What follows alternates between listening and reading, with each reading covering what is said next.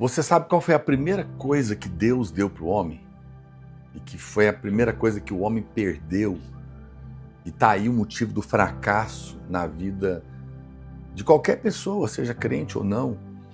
A ausência dessa coisa que foi perdida e que nos foi dada de volta, que nós podemos ter acesso. Você quer saber que coisa é essa? Fica comigo, porque está começando mais um devocional na presença do Pai para abençoar muito você e a sua casa. Tá legal?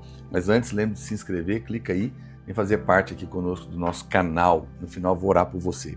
Vou começar lendo o texto com você hoje, Gênesis capítulo 3, verso 8, que diz assim: quando ouviram a voz do Senhor Deus, que andava no jardim pela viração do dia, esconderam-se da presença do Senhor Deus, o homem e sua mulher, por entre as árvores do jardim. Interessante que a Bíblia está dizendo aqui que eles ouviram a voz do Senhor, que andava no jardim na viração do dia. Adão, todos os dias, ele se encontrava com Deus de tardezinha. Ou seja, inclusive antes que ele tivesse a Eva, ele já fazia isso. Portanto, a primeira coisa que o homem ganhou de Deus não foi a sua mulher, foi a sua presença. Presença. A presença de Deus foi a primeira coisa na vida do homem. E sem ela, portanto, nada pode prosperar.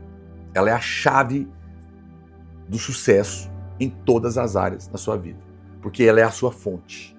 Quem se desconecta da presença manifesta da glória de Deus, da unção do Espírito, está desconectado da fonte vencedora, vitoriosa, que faz você dar certo na vida. Essa foi a principal perda e a principal tragédia na vida do homem. A partir daí tudo se desorganizou. No momento em que ele é expulso do Éden, ele perde a presença de Deus. Vamos escrever? Pega o seu caderno de anotações, escreve para mim assim: a primeira coisa que o homem ganhou, não, vamos escrever diferente, escreve assim, pode escrever nos comentários também para mim, da presença de Deus depende o sucesso em todas as áreas da minha vida. Escreve aí, ó, da presença de Deus, vírgula, depende todo o sucesso, vírgula, em todas as áreas da minha vida. Ok? Então é importante, né? Para você crer correto, você tem que crer corretamente. E é isso que vai te levar a ter uma experiência com a presença de Deus. E para isso eu quero até te lembrar que a gente está, olha aqui, com um super lançamento aqui da nossa editora, nosso devocional, na presença do Pai, Kids. Está aqui, segunda edição, 180 dias, todo ilustrado, com o Evangelho da Graça, mesmo conteúdo dos adultos, na linguagem das crianças, tá bom?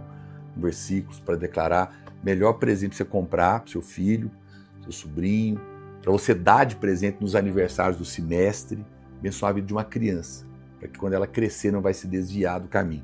Lembrando você que a gente está com uma super promoção também aqui do nosso devocional, de R$90 por apenas R$ 54,90. E tem um lançamento também, não estou com ele aqui, mas nós lançamos também um caderno de pintar, chamado Pintando na Presença do Pai, tipo Bob Goods, muito legal, com as 40 principais histórias da Bíblia. E a minha esposa também acabou de lançar um super livro, deixa eu ver se tem ele aqui, vou pegar para você, Tempo de Transbordar, tá aqui o livro dela, ó.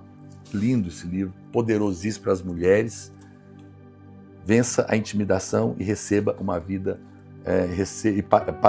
receba fé para uma vida extraordinária. Recomendo demais, a mulher tem muita autoridade para falar disso. Ó, para adquirir é só clicar na descrição que aparece aqui no link desse vídeo. Você pode adquirir, vai chegar lá na sua casa. Deixa eu deixar isso aqui desencapado. Veja então, a principal perda e tragédia na vida do homem foi isso. Perdeu a presença. O que você tem que fazer? Volte para a presença. Volte para a unção. E tudo vai se alinhar novamente. Você fica procurando qual é a estratégia. A estratégia é a presença de Deus. Ele é a estratégia.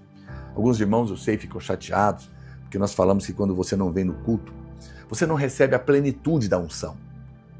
É claro que você recebe um nível de unção no seu quarto, mas tem um nível de plenitude de unção que é no corpo. É o corpo de Cristo reunido na reunião da igreja. Não é aquele prédio, nós não cremos em templo, nós somos o templo sagrado.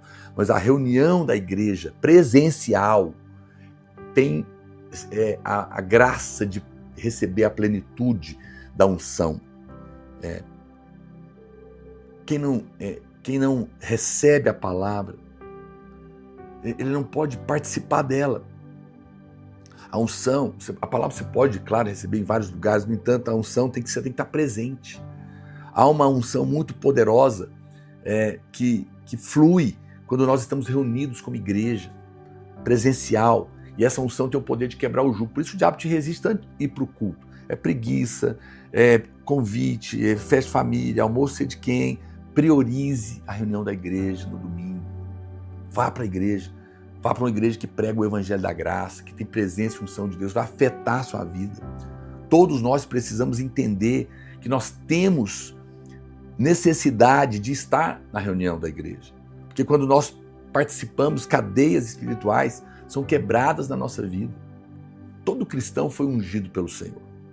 Na verdade, a palavra cristão significa ungido, sabia disso?